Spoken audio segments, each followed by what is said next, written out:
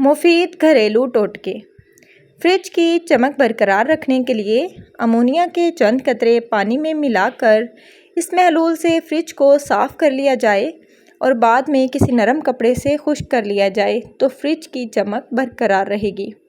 اگر آپ کا سالن پتلا ہو گیا ہے تو اس میں آپ نے کیا کرنا ہے، تھوڑا سا کارن فلور پانی میں گھول کر سالن میں ڈال دیں۔ سالن گاڑھا بھی ہو جائے گا اور ذائقہ بھی خراب نہیں ہوگا، لیکن کارن فلور ڈالنے کے بعد آپ نے سالن کو 5 سے 10 منٹ ہلکی آنچ پر پکانا ضرور ہے تاکہ کچا پن نہ رہے۔ کھانا پکاتے وقت اکثر خواتین کا ہاتھ جل جاتا ہے، اس کے لیے شہد آدھی پیالی، ہلدی اور گھی ایک چمچ لے کر انہیں مکس کر کے فریج میں رکھ دیں۔ جب بھی ضرورت پیش آئے اسے متاثرہ حصے پر لگائیں، نہ تو جلن ہوگی اور نہ ہی چھالے پڑیں گے۔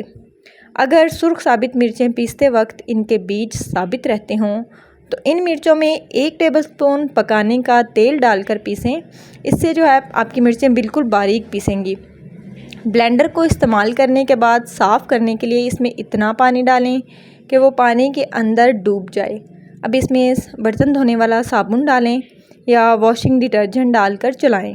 1 منٹ کے بعد سارا پانی نکال دیں اور اس کو دھو کر خشک کر لیں، یا پھر اس میں آپ نمک ڈال کر بھی اس کو چلائیں تو بھی اسمیل ختم ہو جائے گی۔ اگر آپ کو ہماری آج کی ویڈیو پسند آئی ہے تو ویڈیو کو لائک کریں، شیئر کریں، پیارے پیارے کمنٹس کریں۔